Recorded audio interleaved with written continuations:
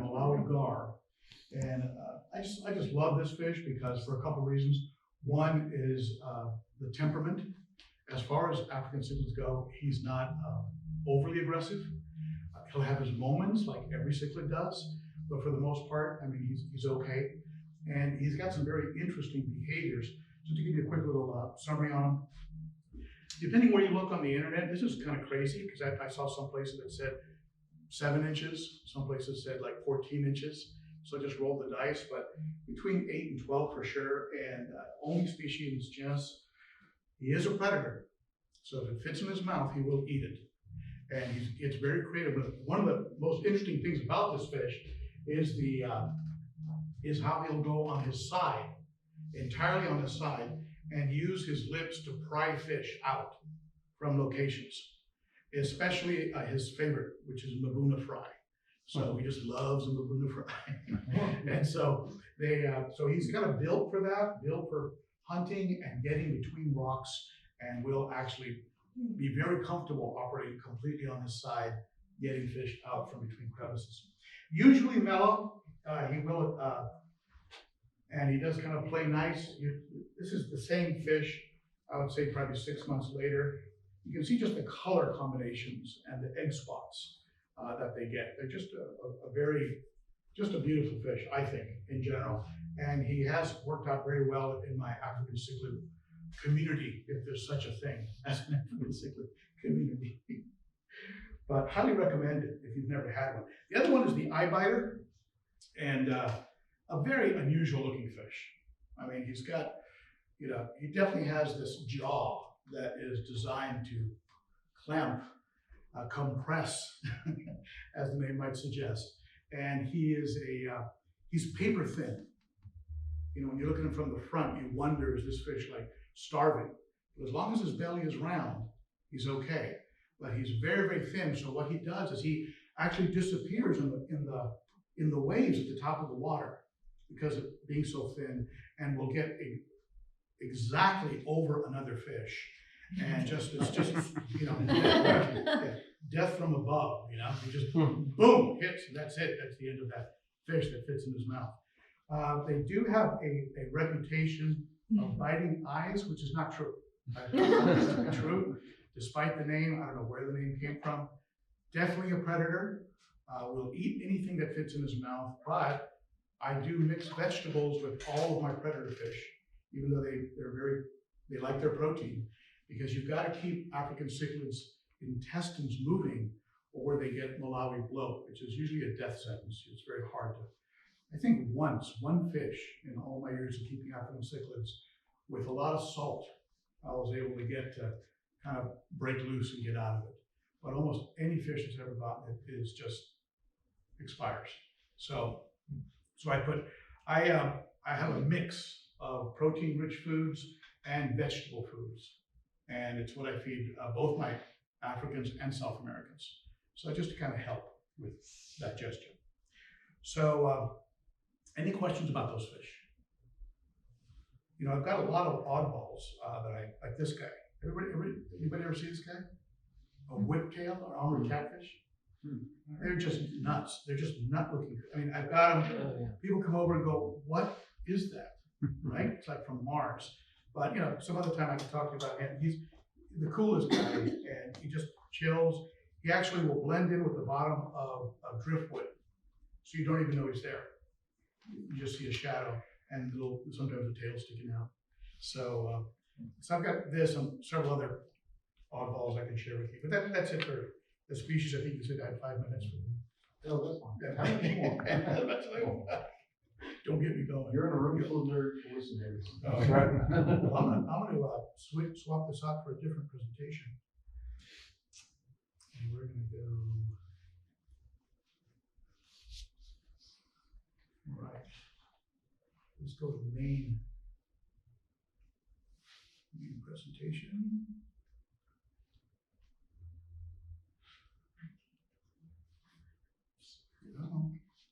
All right.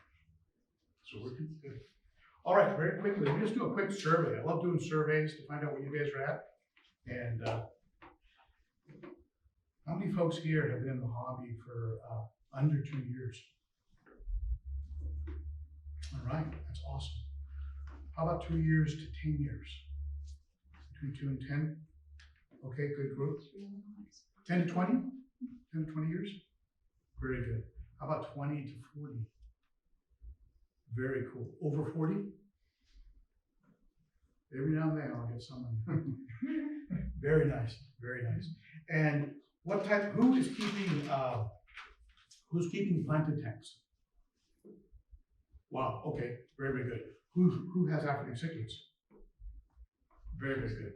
American or South American, Central? Good. Betta fish? Bettas? Community? Community fish? Very good. Planted communities. Very good. Okay, good. I've got a great mixing here. Okay, good. Oddballs. You know, we call oddball fish. Anybody have something called oddball? Yeah, very good. Okay.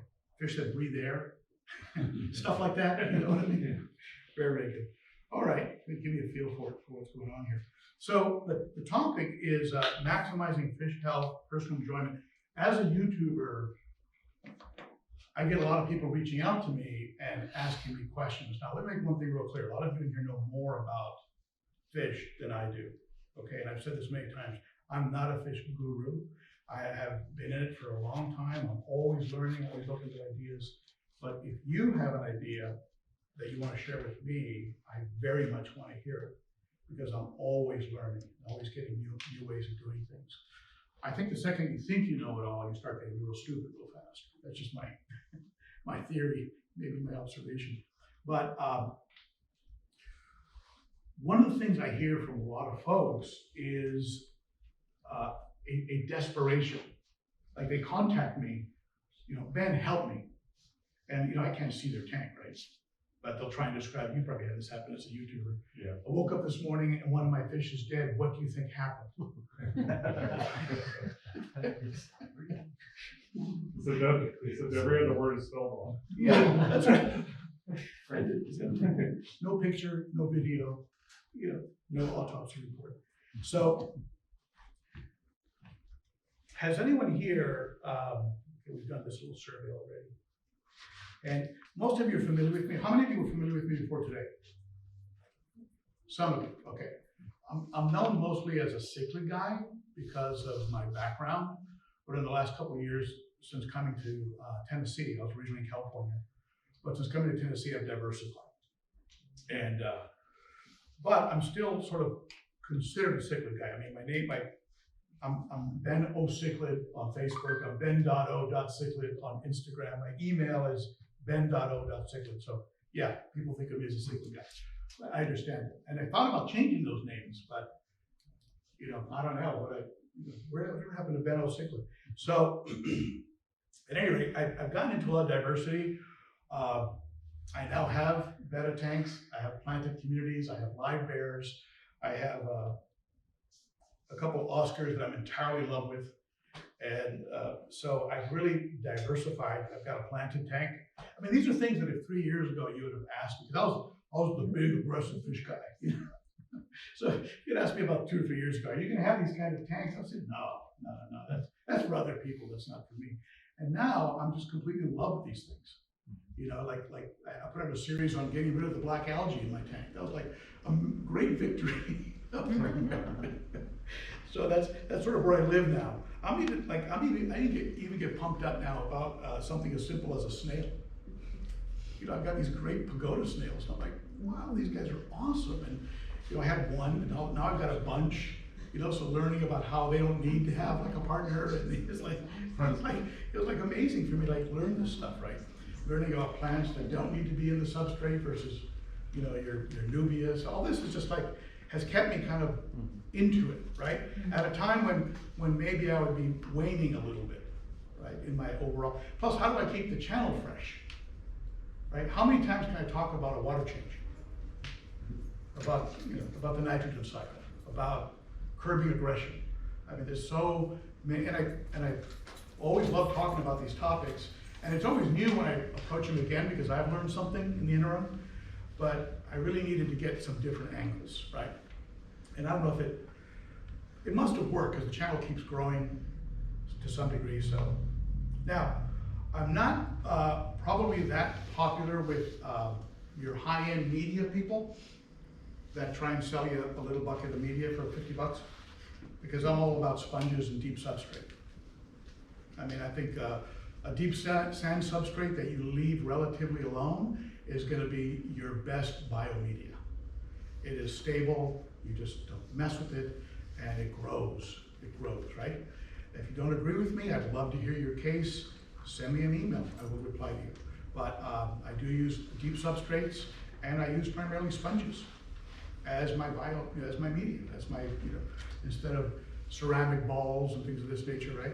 I use, again, from Swiss Tropicals, they're not cheap, but they do a good job. I have them in a couple DIY sumps that I've made, where the water pours in, goes through three levels of sponge, right? And then gets pumped back to the tank. The simplest sump you've ever seen. So I'm not getting an offer by CCAM to represent Matrix.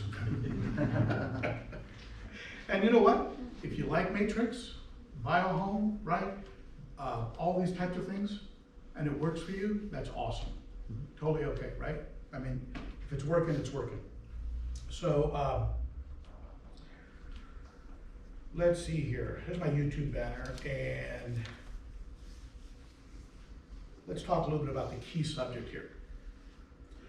I get a lot of communication from folks that were knocked out of the hobby for some reason, for a variety of reasons usually, and folks that have returned to the hobby.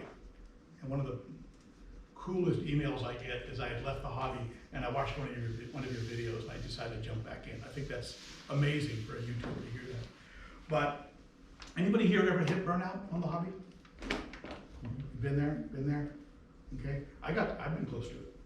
Where I had going back about maybe 5.5 years, I had a die-off on due to a disease.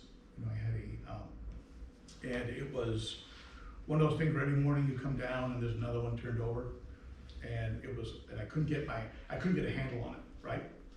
Colomaris, and it looked like fungus. So I treated fungus. It looked like velvet. Treated for velvet. It looked like all these things, and then finally I realized what it was. And I hit it with the right stuff, and it stopped it. But I was like this close to saying, "Man, I'm done. I'm on YouTube. I've got to like now show my tank with 60% less fish."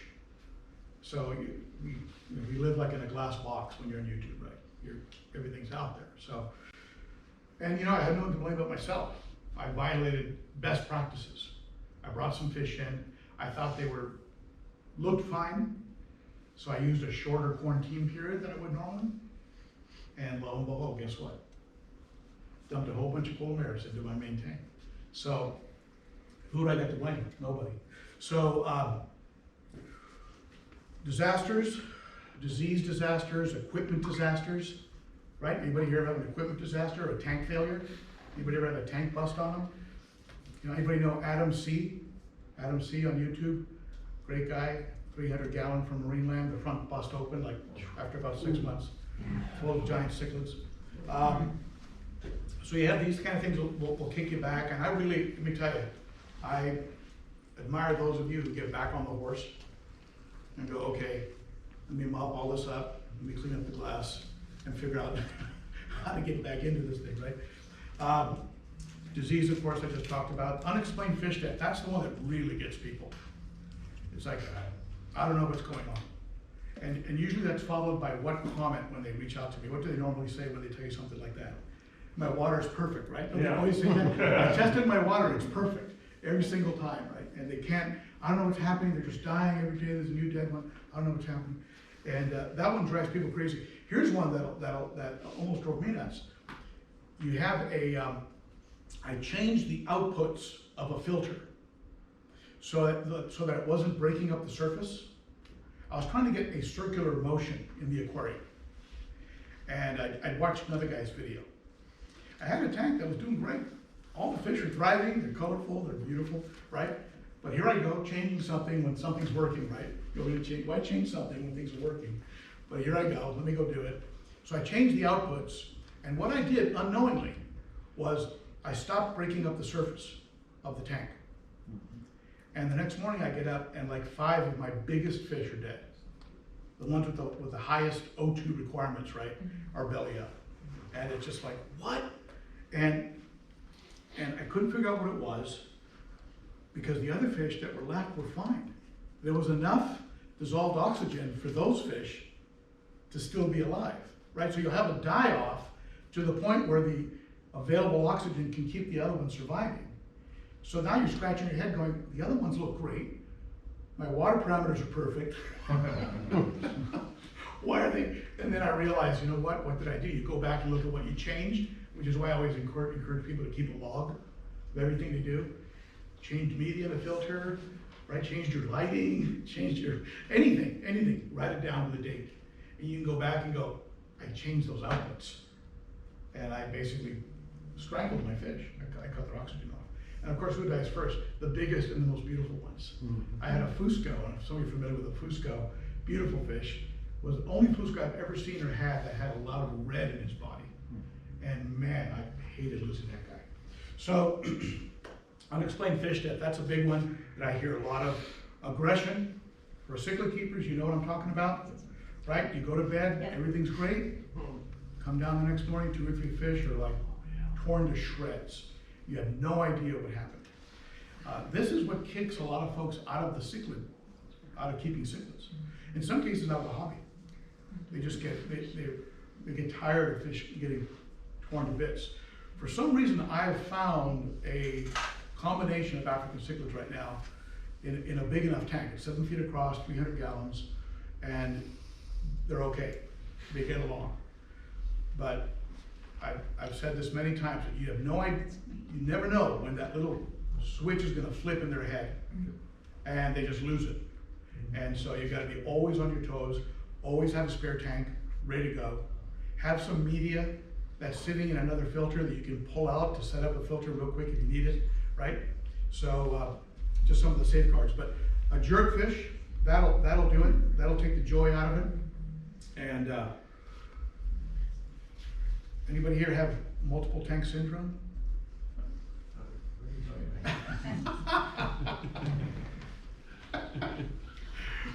I was talking about Derek. Yeah, also yes. I don't know, where do you draw the line on multiple tank syndrome? Is it 10 tanks, 20 tanks? Space. 10? No, space. No. Okay. You need a bit of a build a bigger Stack- house. stack- Not as So whose house is a fish room? Okay, so the whole house has become a fish room. In the yard. Okay. Yeah. Your ponds. Okay, good. Okay, that's probably, that's multiple tanks. Who has more than 10 tanks? Very, very good. More than 20? Well, More than 30?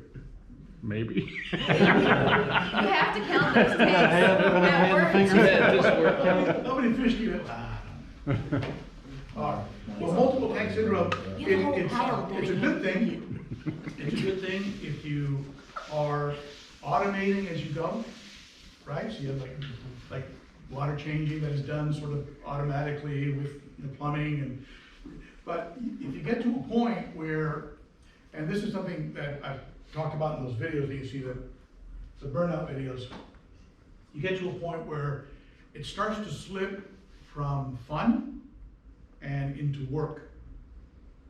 And you start to cringe a little bit thinking about what you need to do. And you know you need to do it. You know, I need to go spend 4 hours and do this maintenance. But you always find something else that you need to get to first. And the tanks start to get a bit neglected. And then what happens? You have a crash.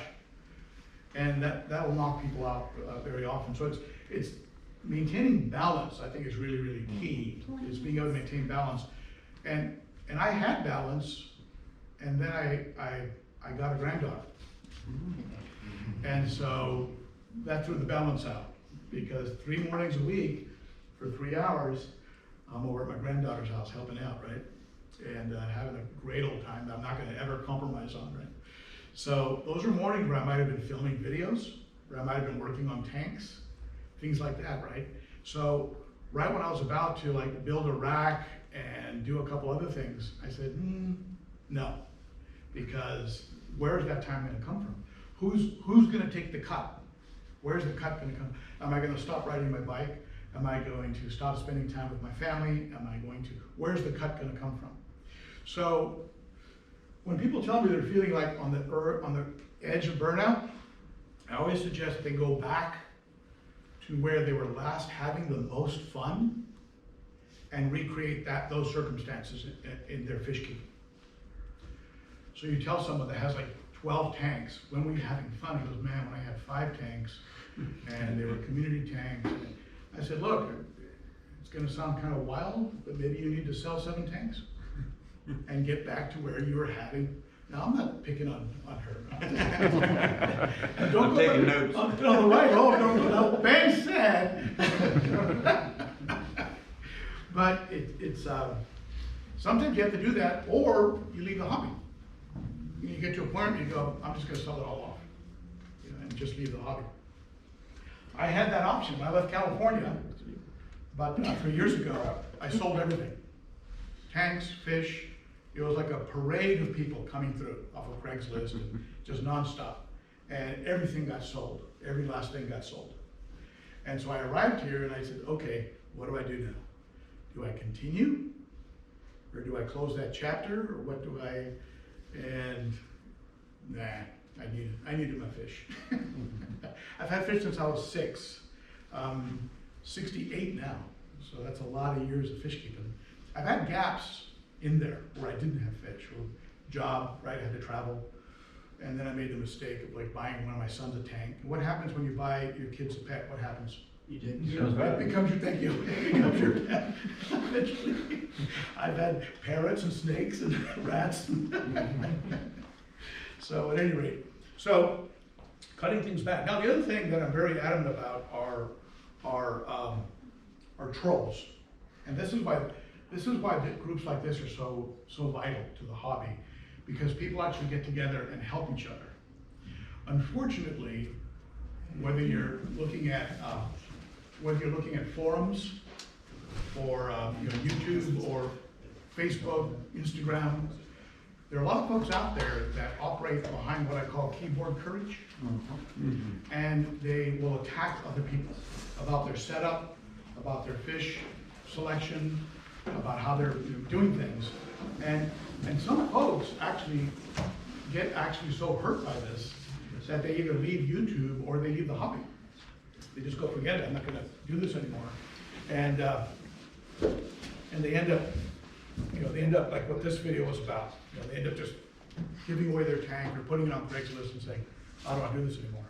So I have a Facebook group, and that is, and also for the most part, my YouTube channel, any trolling, any attacks on individuals are immediately blocked.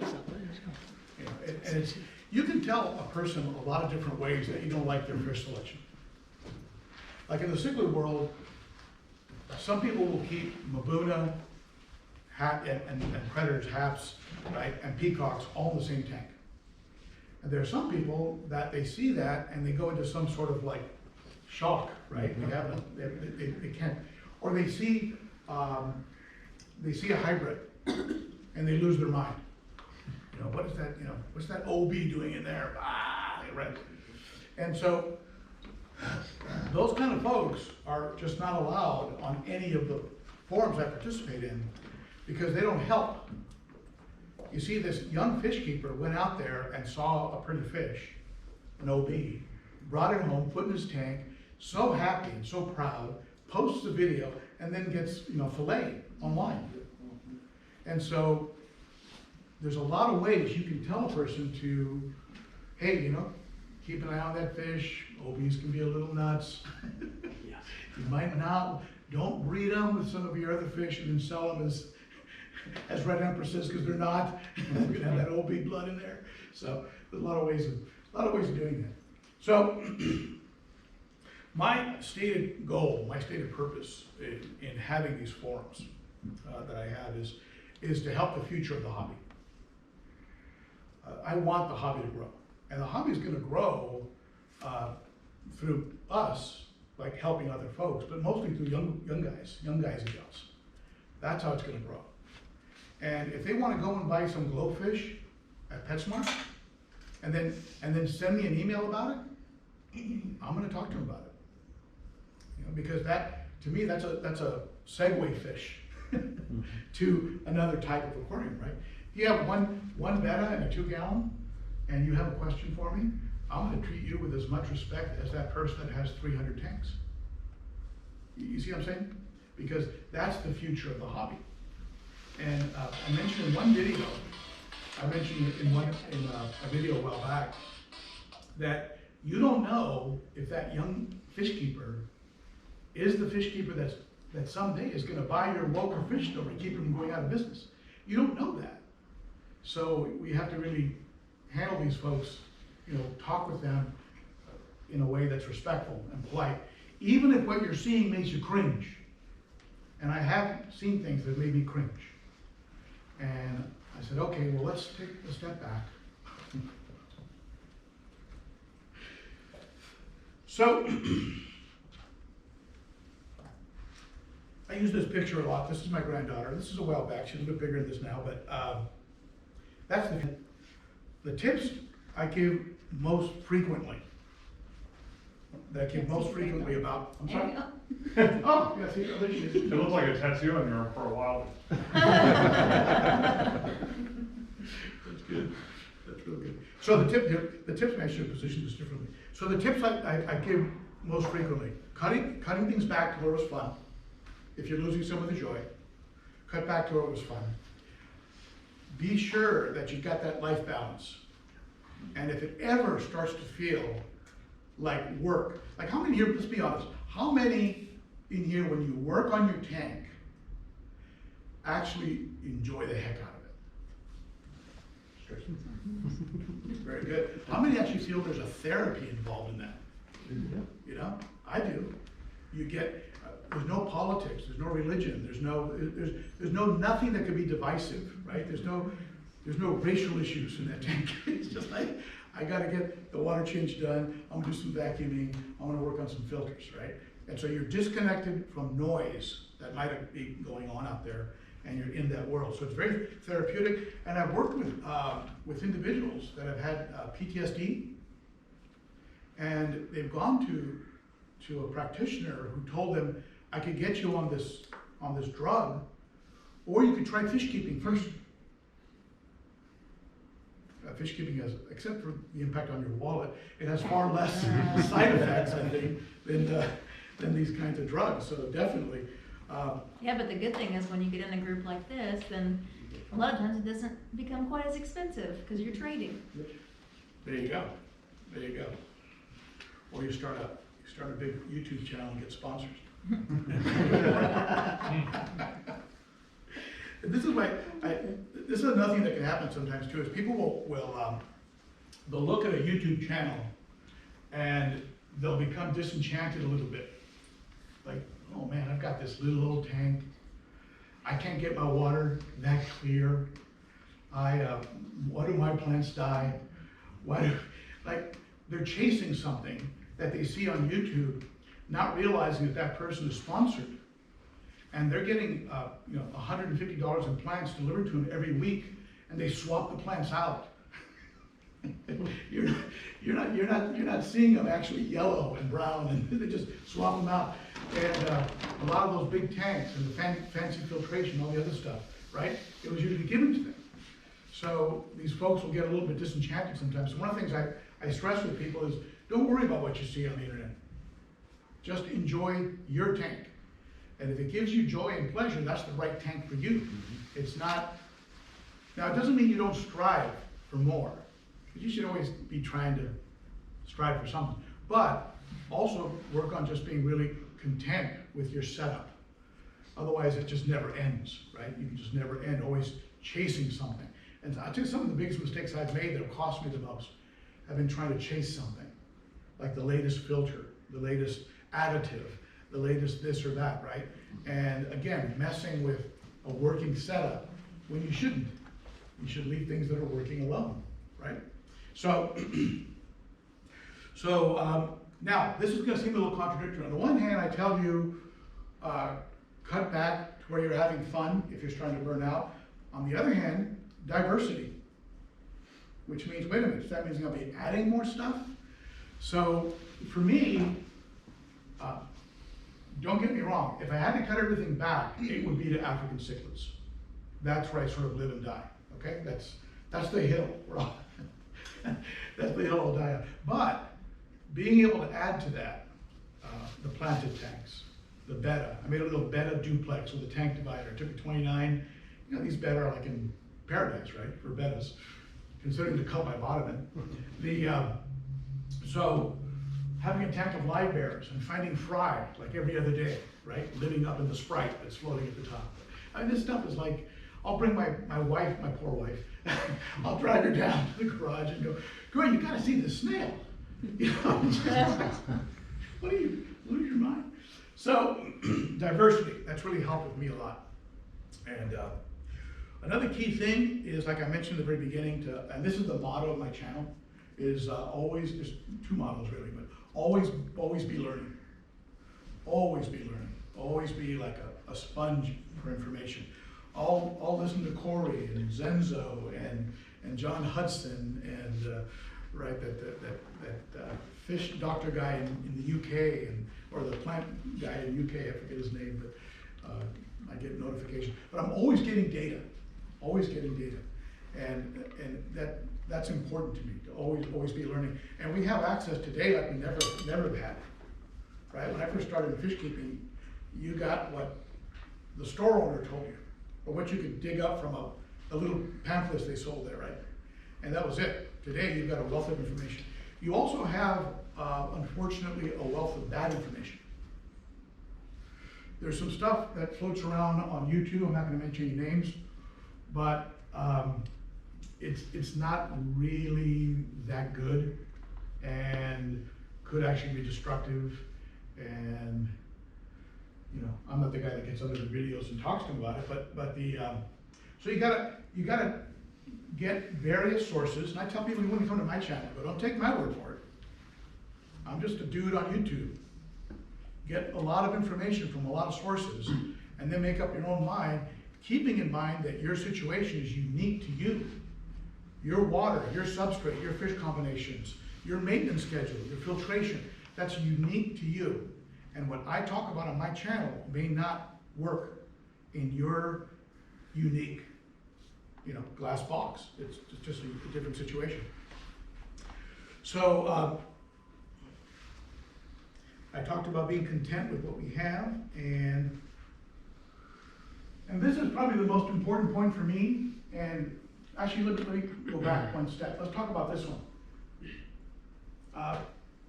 When I look at folks that have had a setback that took them right to the edge of possibly leaving the hobby, they were not prepared. They didn't have the extra tank for that fish that lost his mind or the fish that became ill. They didn't have a hospital tank. So they just sort of like toughed it out, right? Or they didn't have a backup filter when their filter failed. They didn't have the right meds. They didn't recognize, like what happened to me. They didn't know enough about illnesses, and so couldn't classify the illness correctly and treat it correctly, and didn't have the meds on hand. So there's something to be said for preparedness and also redundancy. I always recommend, except of course on a very teeny tank, but I always recommend two types of filtering on every tank. So if one fails, the other one can carry the load while you get the other one corrected. Just a backup and redundancy, right? So, and the last point is the one that really keeps me going, keeps kind of a bounce in my step. I just really enjoy fielding those questions, people writing to me. And I invite you folks, if you have any questions at all. As a matter of fact, if you have any comments about today's talk, good, bad, indifferent, something you wish I'd talk more about, please email me. at ben.o.cichlid@gmail. ben.o.cichlid@gmail. I want to know, because this is the first time I've ever spoken to a group of fish keepers. Live, right? This is very different from staring into a lens. Very different. And the lens doesn't laugh or smile or fall asleep. So let me know, please let me know what you liked, what you didn't like, if there's something different that I should have covered, and I'll absorb it, I'll take it, I'll respond, because like I said, I'm always wanting to learn. And I'd love to add this, talk about diversity. I would love to add this public speaking component to what I do in the fish community. So I'm sort of like flirting with it.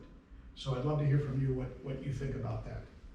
So any questions, anything that I can address? Thoughts, ideas, questions, comments? You have all-time favorite fish? Hold on one second here. Someone beat you. What other cichlids do you own? Like what I types? own South and Central Americans. I have a giant vieja that is absolutely gorgeous. I have an azul. Are you familiar with viejas? I don't believe so. Okay, one's called Only know azul. of That's the the- village. Okay. Azul is the most beautiful shade of blue you ever seen, and he was a jerk. Total jerk. And I had no choice, but with a broken heart, I took him to the Aquatic Critter, which is like the premier store in Nashville, and gave him up for a store credit. And the owner looked at him and said, "Oh my goodness." He gave me a $70 credit for that fish. He was just a kid, but he was a jerk, complete jerk. But anyway, I've got vieja, I've got a beautiful vieja, I've got a Salvini that is a knockout, and I've got a South Central American tank. I've got a Jack Dempsey in there, I've got a green tear in there, I've got some chocolate cichlids in there, and fingers crossed, they're getting along. There's 2 Oscars in there. And I'm thinking about adding a red tear that I just acquired. So my life could get very interesting. I've got a 55 set up and ready, so I can either pull him right back out or pull out a casualty if I have to. But so I have South and Centrals. I have live bears, right? Platies, mollies, mixed with guppies. I have a couple of beautiful betta that I picked up for like $9 in Dixie cups, and they're living a great life. I also have my planted community tank, which I'm in love with. And then I keep a couple hospital tanks. I have a 29-gallon and a 55-gallon hospital tank where I quarantine fish. I always quarantine for at least 30 days. I don't medicate during quarantine unless I see something.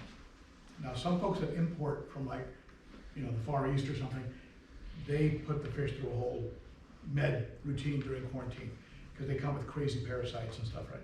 So I don't do that. But if they look good in 30 days, they're active, they're eating. If they're a cichlid, I want to see some aggression.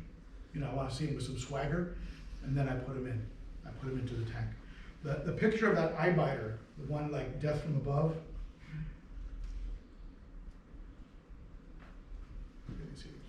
Oh, it's the species profile. I'm sorry. That fish, that picture that I showed you was in quarantine, and right before I transferred him to the main tank, and he had gotten colorful, was coming to the front, right, tagging, eating. I go, okay, you're ready for the big show. Before that, he was hiding behind plants, not attacking food, doesn't come out of quarantine. So it's not just 30 days and no disease. There's 30 days and swagger, eating well, right? And if he's a cichlid, I want to see some let's see, acting like a cichlid. So you got a question? What would you say your favorite fish is, maybe that you ever had or currently? You don't have one? I can't answer that question. I can't either. It's like- It's like, anybody ever see an old movie called Sophie's Choice? It's a horrible comparison, I guess. But I can't, because I love different fish for different reasons. Yeah. Mine changes. Yeah, I love the slow, elegant movement of a betta. And I love the fast torpedo activity The tear I just got. Yeah. Even though it's a male, the females are more dramatic with the red and black. You ever thought about keeping any of the native fish from, North America? I'm sorry, I'm having trouble hearing. Was it the, sunfish that are cichlids in North America? No. He's saying, would you ever thought of keeping any native species? No, I haven't. I'm not opposed to it. Large And I've seen some beautiful, Yeah, yeah, so I like thought. a Florida flagfish, or, I mean, there's like some little sunfish. Yeah, Some of them are beautiful. yeah, most of them are pretty mean, They're really aggressive. yeah. Yeah. Well, there you go. This is a little off the subject, but do you know a place that I could order just plain guppies? I love guppies. I can't buy one at home.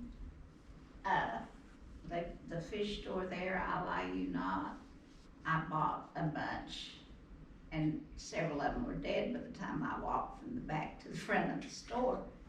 And they die like, I never have had one to live. But I live in a little town, but I don't know a good place to buy them. Are you, you see my stomping grounds are Nashville. Oh, I live in Old Fort, but I don't know of a, You ever heard of Franklin Pet? uh-uh. Franklin Pet, and there's a new store just opened up. I was just telling someone about it, called Music City. That's the name of the pet store. Music City Aquatics is a relatively new store, great guppy selection. But you'll have to drive a ways, maybe 45 minutes to an hour. Oh, Maybe I just don't right. care, we drove 3 hours over here. Everywhere is 3 hours, right? Yeah, okay, then tell me that, So, Music City Aquatics, and, tell Alec that Ben sent you. Oh, okay. Alec is the owner of it, really nice guy, they just opened up, and beautiful tanks, beautiful guppies, lots of guppies. oh, great. And, the other one is Franklin Pet, it's just called Franklin Pet, and they have fish and birds. But boy, the fish I was really impressed with the fish. And They- that's both in Asheville. Outside a bit, and one of them might be closer to you than the other one, I mean, just, but I don't know anything around here. Oh, no, we live, Are you towards Nashville or way, or? Are you Oh, We towards- live in Asheville, North Carolina. Oh, Oh, okay. the other We're one. on the other side of it, about 30 miles. So, all right, so you'd have a long drive regardless, so yeah, yeah, check those out, good guppy selection. but. Now, there's some people that ship them, like, isn't it Aquarium Co-op, you know, Sean, does Aquarium Co-op ship fish? They have a Oh, they have ship. they have a partner that they affiliate with out of Seattle that Aquahuna. yeah Aquahuna Yeah. and that they're like premier stuff. So There you I mean, go. if you wanted something that's healthy and that'll live, check them out. Also, quite often, we have giveaways here, and a lot of times people bring guppies to give away at our table. I'm surprised there's not actually, there's some Oh. guppy fry in one of those bags I brought. With shrimp and moss in There's it. usually guppies on the I was table. gonna say, this might be the first time I've not seen bags of guppies up there. so. Yeah, so we quite often have free guppies given away Next here. meeting, get some free guppies. On Facebook, there's a guy called John Oliver. I can't actually vouch for him. I've been looking for guppies too. They seem to be fairly expensive, but they look really nice. And he has a band, the app band, where you can apparently buy them. So I'm considering it.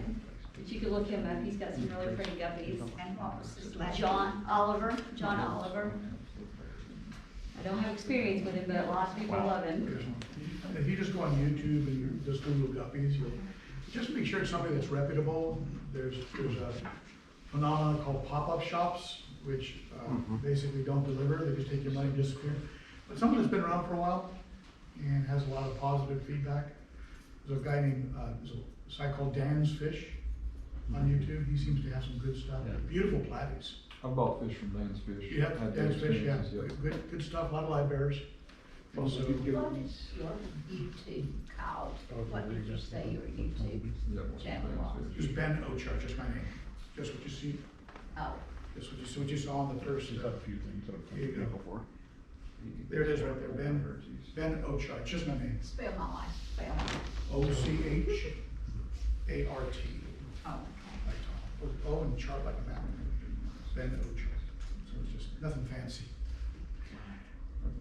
When I'm assuming you've ordered Africans from online.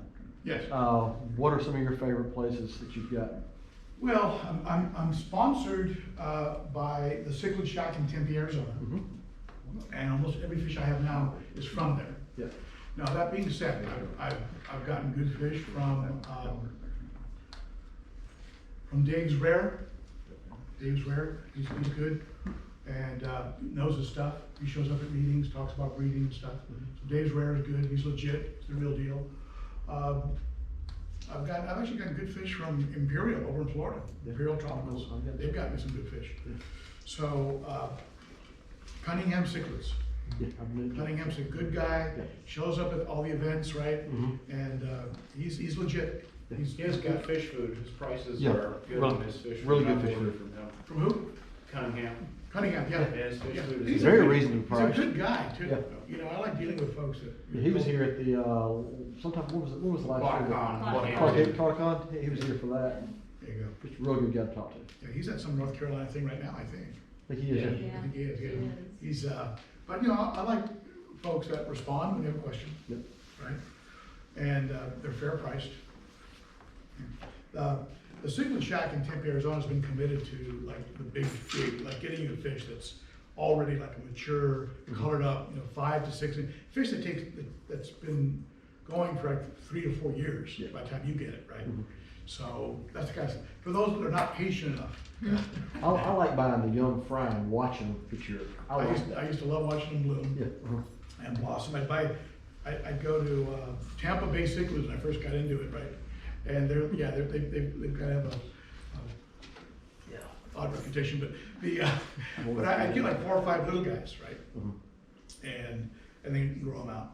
Yeah. And I think he got in trouble originally because he would guarantee males. Yeah, that's my problem. And they're half an inch. And different species from what you order, there's a lot of stuff like that. Yeah. I think he's kind of cleaned his act up some now. He's I got a think little, he has. seems to have a better reputation, but he started off real shaky. Yeah. So your parents showing you disagree? I still would prefer that.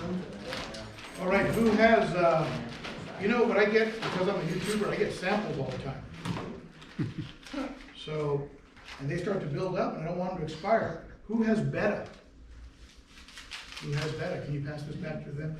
Betta fish and community fish?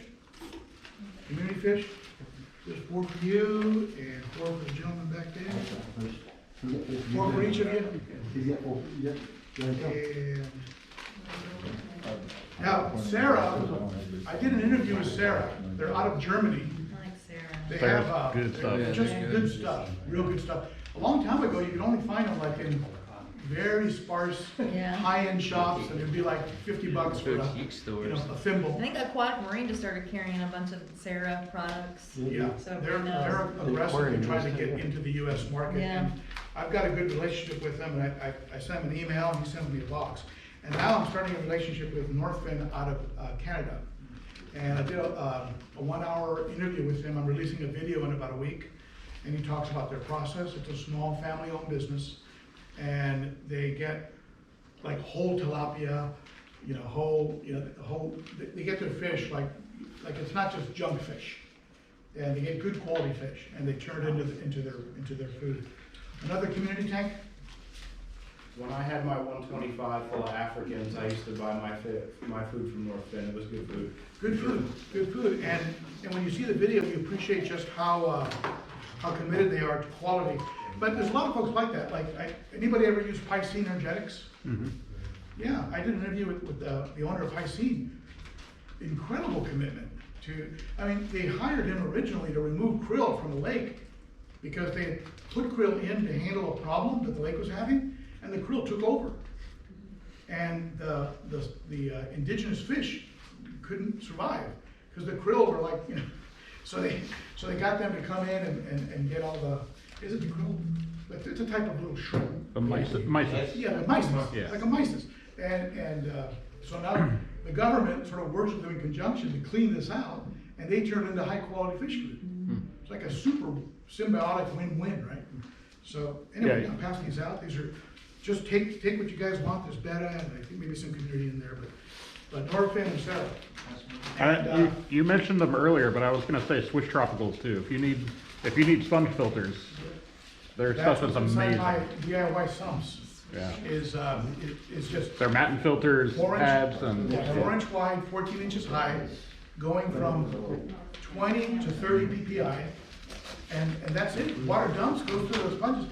I talked to the guy, the doctor that owns the thing, right? I said, well, how often should I rinse them out? He goes, what for? Yeah.